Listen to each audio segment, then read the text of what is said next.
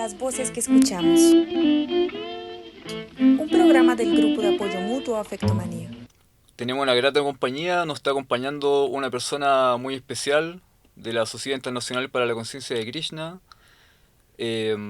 Además estudió periodismo en la Universidad de Chile, Santiago, Universidad de Santiago, claro, la competencia. la competencia. Y bueno, además desempeña diferentes roles, también en el área comercial y de estudios también en la filosofía de Oriente. Y tenemos el gusto de tenerlo aquí hoy día.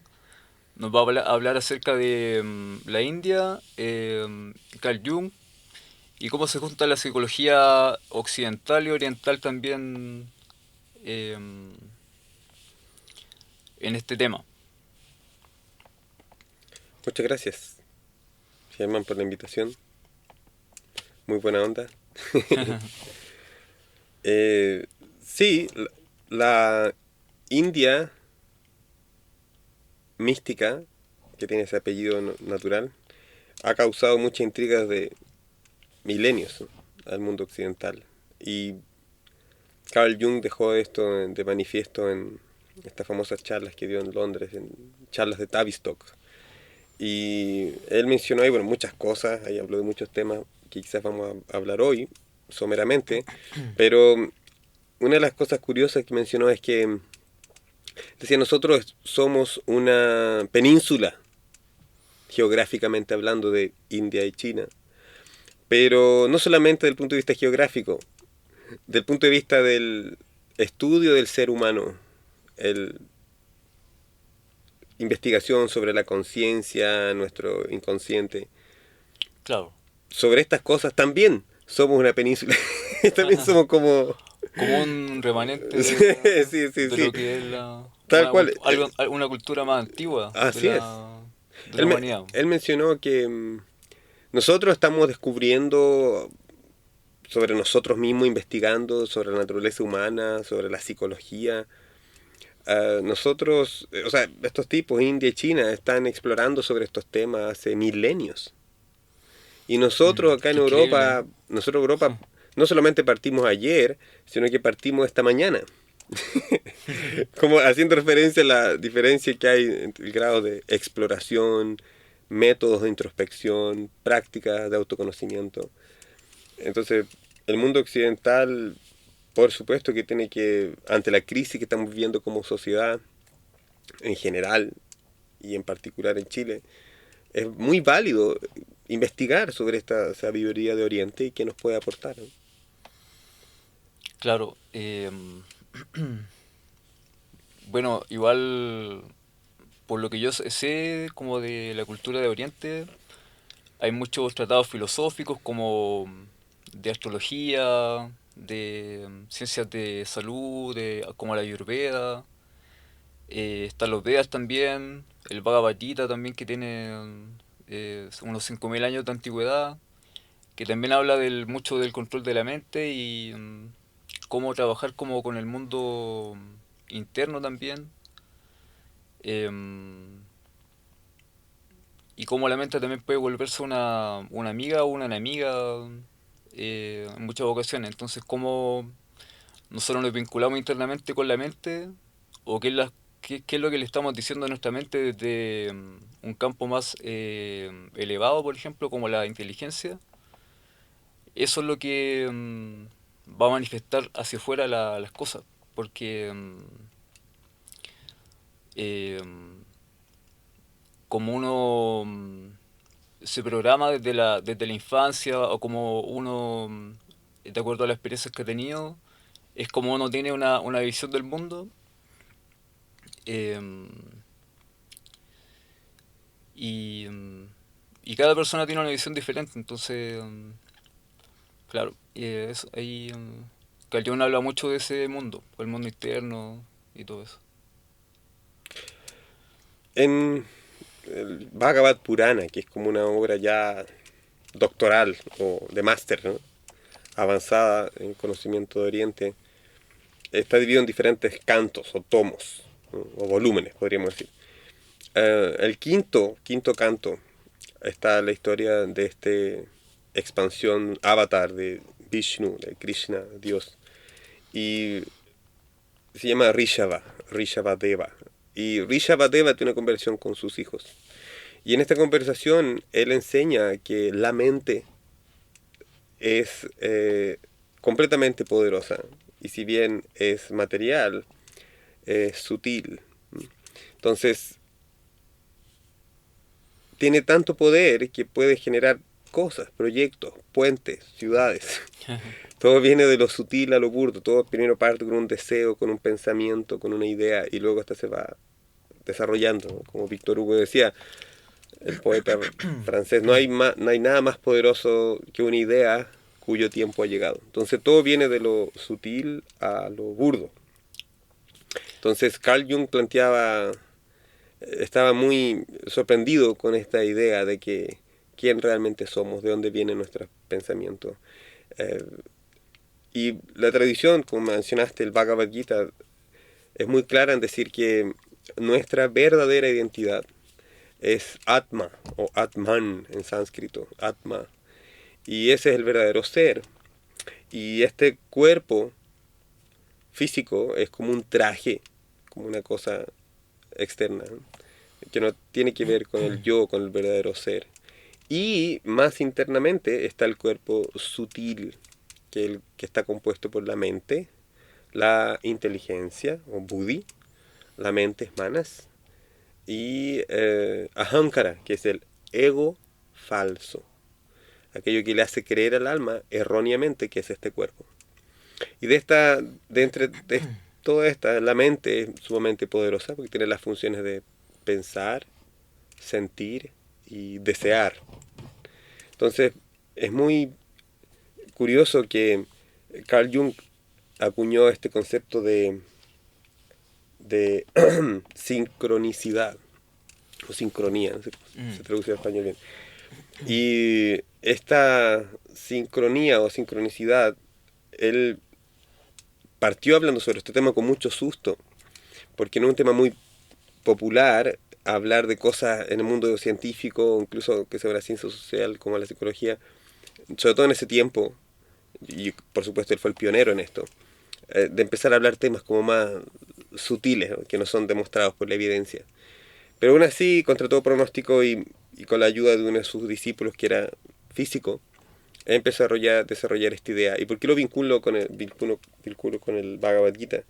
Porque esta idea de sincronicidad lo que plantea es que hay una conciencia superior o una supraconciencia que está consciente de nosotros mismos.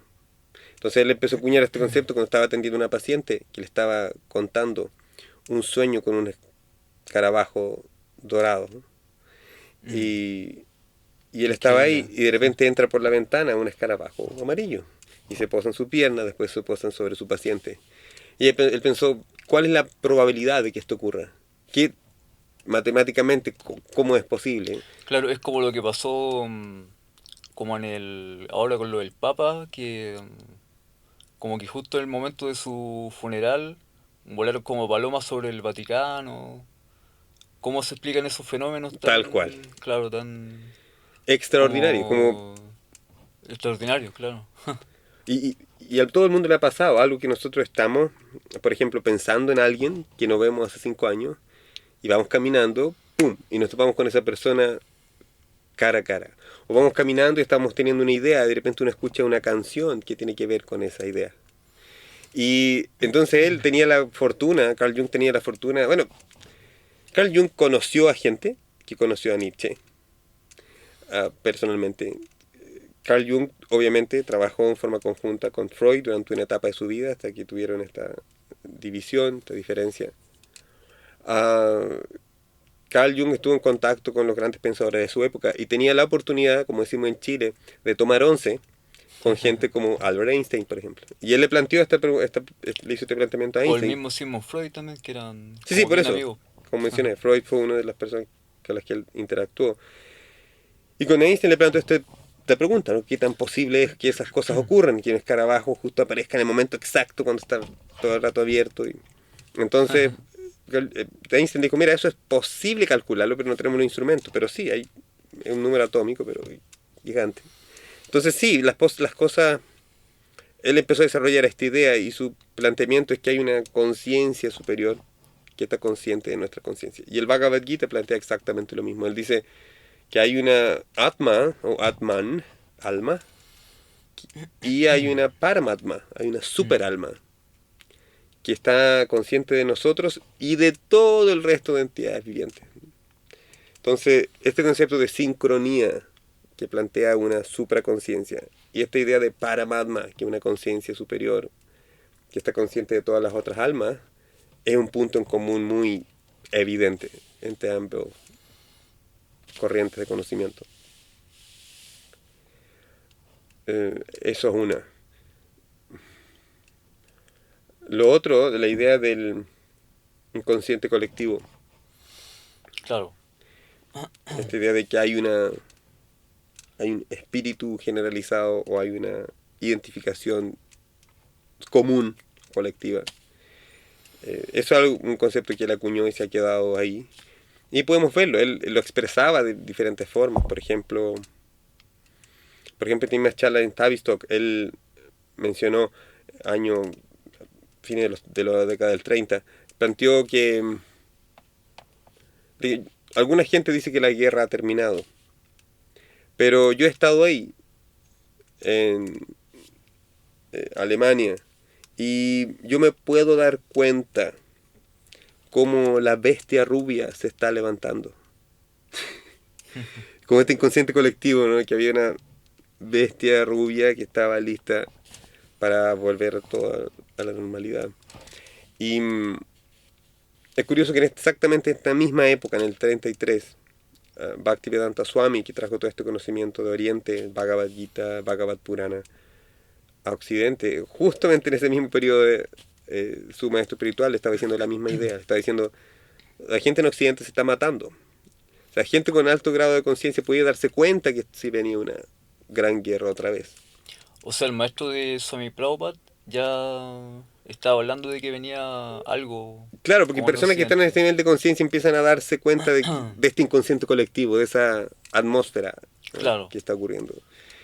Y en el Bhagavad Purana también se habla de que esta era de Kali Yuga también tiene ciertos síntomas en que la gente se vuelve, tiene muchas riñas, peleas constantemente y está lleno de hipocresía. Y en este mismo Bhagavad Purana dice que van a pasar cosas en esta era.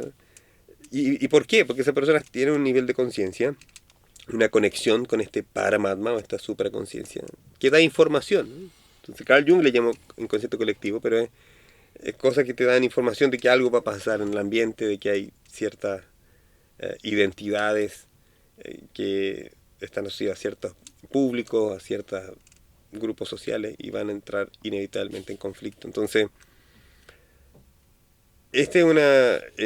son temas muy dignos de explorar, de estudiar y ver por qué gente como Carl Jung aceptó invitaciones para ir a India también. Y no solamente es India en particular, sino que es la sabiduría milenaria en general, ¿no? Por ejemplo, esto que hablábamos sobre la mente, el alma, ¿somos nuestros pensamientos o no? claro. ¿Realmente somos nuestros pensamientos o somos algo que está más allá de los pensamientos que tenemos? Entonces, por ejemplo, Carl Jung cuando viajó a Norteamérica y tuvo la oportunidad de entrevistarse con un chamán de los indios Hopi, que se llamaba Lago de la Montaña, le preguntó muy abiertamente, le dijo, usted Lago de la Montaña, ¿por qué todos ustedes creen que nosotros, los europeos, estamos locos? Entonces Lago de la Montaña le dijo, porque ustedes dicen que piensan con la cabeza. Y Carl Jung quedó así como, pero obvio, ¿con qué más, con qué más vamos a pensar? Entonces, y le dicen, no, solamente una bestia incivilizada piensa con su cabeza. Un ser humano piensa con su corazón. Y para Carl Jung en ese momento recién pudo ver cuán lejos estaba su cosmovisión con la sabiduría de las sociedades ancestrales. Pudo darse cuenta Nosotros pensamos con el corazón. Y curiosamente es la misma idea védica de Oriente que plantea que el alma está en la zona del corazón. Mm. Y el cuerpo, si bien es un traje físico, el traje más interno, como la mente, la inteligencia y el ego, también están en la zona del corazón. Y el cerebro funciona como una máquina, ¿no? Como dice el Bhagavad Gita, yantra, rurani maya, Eso, es como una eso llama la máquina. atención porque igual, bueno, científicamente también en el corazón hay neuronas, así como también en el estómago y en el cerebro. Entonces, como dice el Bhagavad Gita, en uno de sus como significados, que la mente está en el corazón. Y claro, cuando las personas tienen como algún síntoma de ansiedad, por ejemplo, porque la mente está en ese estado, se siente como en el corazón igual, entonces llama la atención también. Es muy interesante que él mismo está haciendo estas exploraciones y, y por lo tanto, si nosotros estamos viviendo crisis en Occidente, por ejemplo Chile, Chile es el país donde las niñas de 15 años más consumen cigarrillos en Latinoamérica. Chile hoy es el país que tiene más suicidios en Latinoamérica. Ah, el país donde se consume más cocaína en Latinoamérica. Así somos top one en Latinoamérica en muchos Claro, ítems.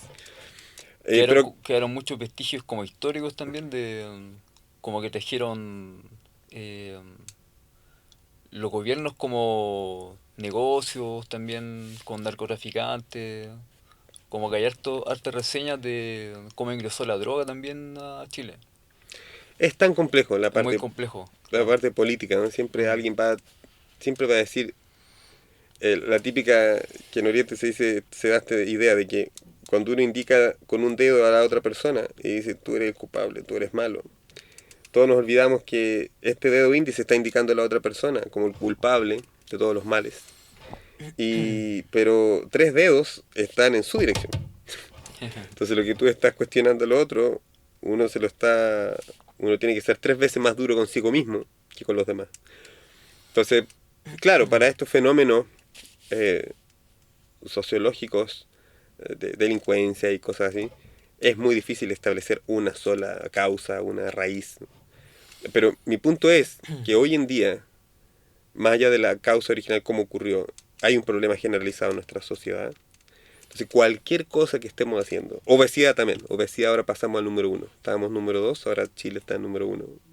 claro, y número 5 en como salud mental también, como uno de los países más depresivos Sí, como del planeta. suicidio, de hecho, Suicidio. estamos en Guyana, Surinam, Uruguay, Chile. Chile está 4, Argentina está 5. Sí, Mm, me acordé. Entonces, cualquier cosa que estemos haciendo como sociedad no está funcionando. Entonces, si tenemos estas cifras, no están funcionando. Tenemos que hacer algo. Y como mismo Einstein decía, si quieres obtener resultados diferentes, tienes que alterar los factores de forma diferente también. O sea, si estamos teniendo este resultado como sociedad, algo tenemos que hacer. Algo tenemos que revisar internamente. claro, Y creo que este tipo de instancias, este tipo de conversaciones ayudan para ello. Es decir, ¿de qué sirve tener todas las facilidades materiales del mundo? Y muchos yates y muchos edificios donde estamos invirtiendo, etcétera, si no hay paz? Si no hay paz, todo es irrelevante. ¿Me entiendes? No, y se expresa hoy mismo la violencia práctica a través de la delincuencia, etcétera. Y ahora la sociedad en general, en conjunto, se está alterando mucho por esto. Pero el problema general de la violencia, que es algo más grande, ¿no? Nos está afectando hace décadas y cada vez más. Y nuestro planteamiento desde la conciencia de Krishna es que ha existido una tendencia sistemática a minimizar, ridiculizar, eliminar los colegios la espiritualidad o el desarrollo de inteligencia espiritual, para ser más preciso en el término académico que se ocupa hoy en día. Ya se habla de diferentes tipos de inteligencia emocional, Coleman acuñó este concepto, y inteligencia kinestésica y matemática, etcétera. Pero si no claro. hacemos un esfuerzo serio para investigar sobre nuestra naturaleza espiritual, todo lo demás es como sumar muchos ceros a la ecuación, a la suma, a la multiplicación. Pero si no estamos teniendo sentido espiritual, tenemos cultivo de vida espiritual, o tomar la seriedad de ella, todo lo demás simplemente es sumar muchos ceros. Y tengo una evidencia para ello, y es que en el año 92 se hizo una encuesta a los chilenos, y se le preguntaba qué significaba ser chileno. Y bueno, no recuerdo ahora el porcentaje, pero un alto porcentaje, más del 50%, creo que era 80%, 70%, decía que ser chileno significaba ser hijo de Dios. Claro, como el himno también dice, como el sitio sagrado del Edén, algo así, Ah, sí, sí, como verdad. Chile. Eh, la copia feliz del Edén. claro. Y ahora no, ahora hicieron la misma encuesta, se hizo la pregunta de los chilenos, y un porcentaje muy ínfimo decía que ser chileno significaba ser hijo de Dios. Otros ponían, no sé, música o política o selección nacional, no sé, cosas así. Entonces, me pueden decir miles de argumentos, pero ese uno también es una cosa que entra en el ruedo, más allá de que si eres creyente o no es creyente, ¿no?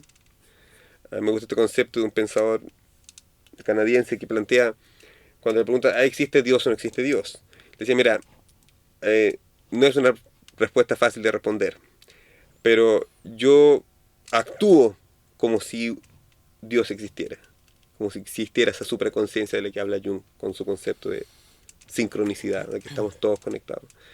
Entonces, lo que nosotros invitamos, obviamente, no es enseñar una sola religión y que sea la fuerza y obligatorio, no, no, no. Lo que estamos planteando es que la sociedad tiene que abrirse a esa idea, tiene que explorar sobre estos conceptos desde ideas bastante concretas, bastante serias, como pensadores como Carl Jung y otros, o Humberto Maturana, etcétera, que se estaban planteando estos temas Humberto seriamente. Maturana es como esta persona que estudia también como las tradiciones orientales, Un como un biólogo chileno. poco, claro, pero como es un pensador como nacionalista, se puede decir.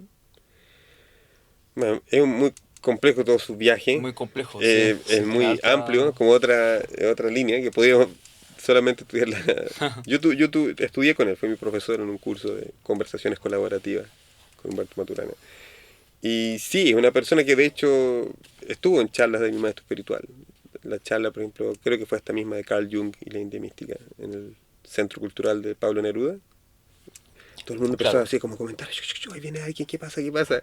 Y estaba la charla de Anwar Swami, que es psicólogo de la Universidad de California. Y le dije, no, que Humberto Maturana está viniendo. Y vino a escuchar la charla.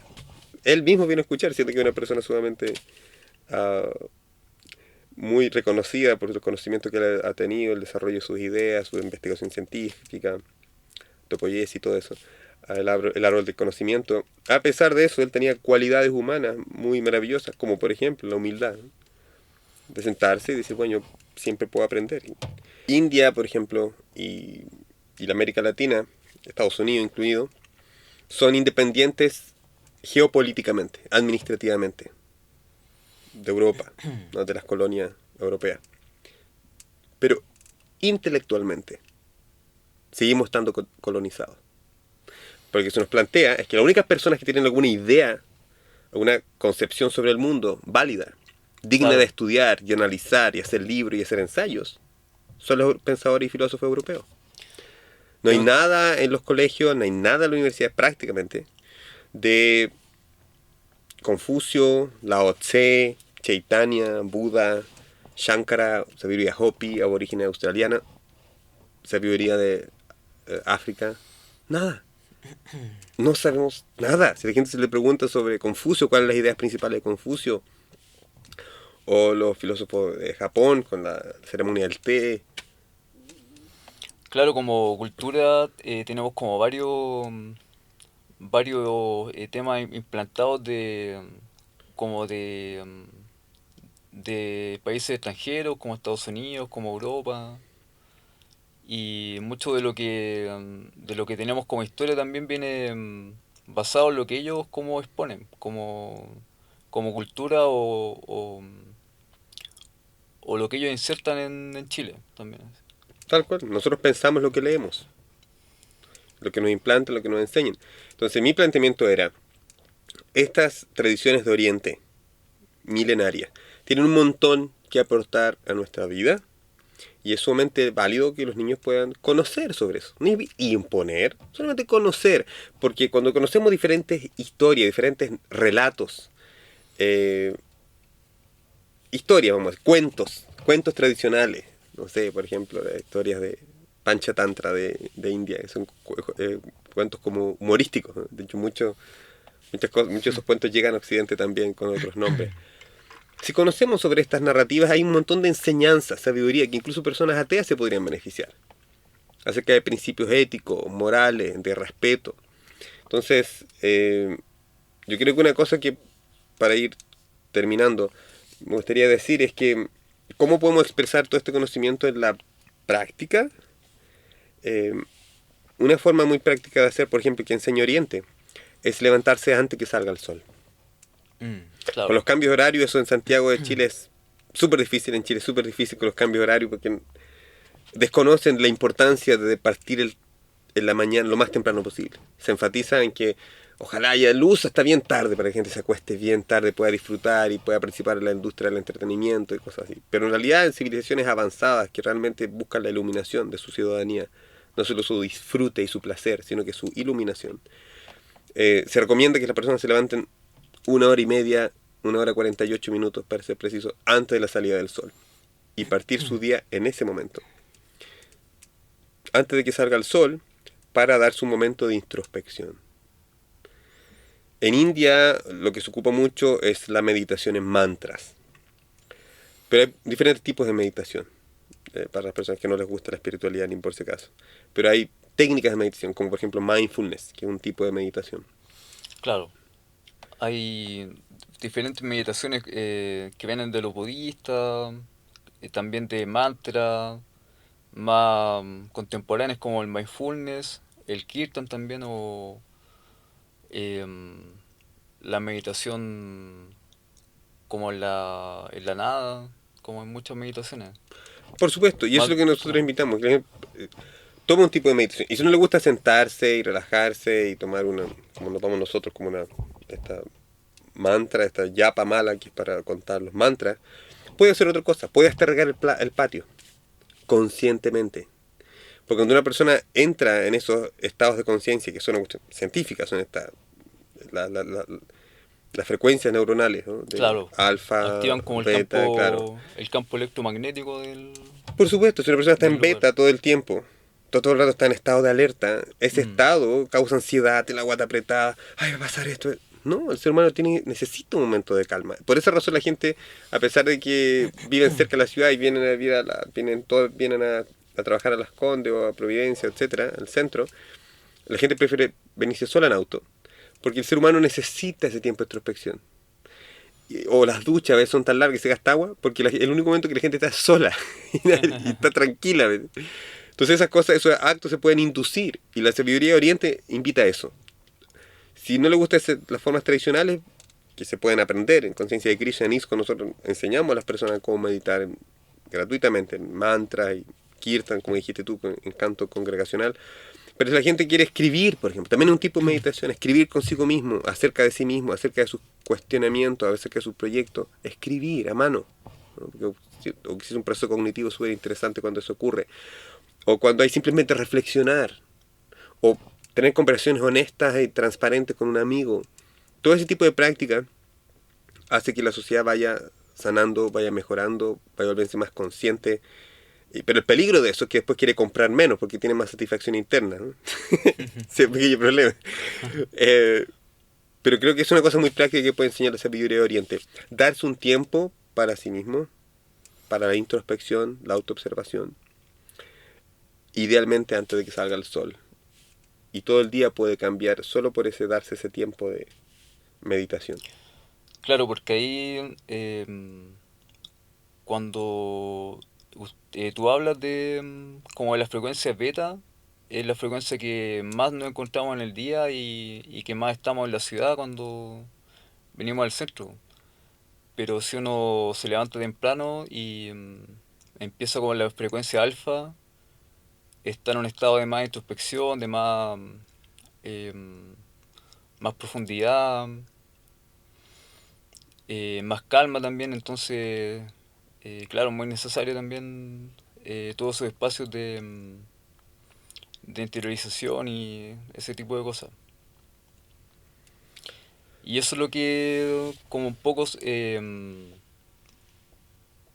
en el templo, que permite ese espacio de tranquilidad, de silencio, de calma como externa también en el ambiente, en un espacio igual eh, como confortable, tranquilo, que no hay tanta estimulación como ruido o cosas como que tiene generalmente eh, la ciudad afuera, como que los templos en general tienen esa atmósfera como bien tranquilizante, nutritiva para las personas. Como... Claro. Hoy en día es más difícil generar eso porque estamos muy bombardeados de estímulos a través de los celulares y la ciudad en general.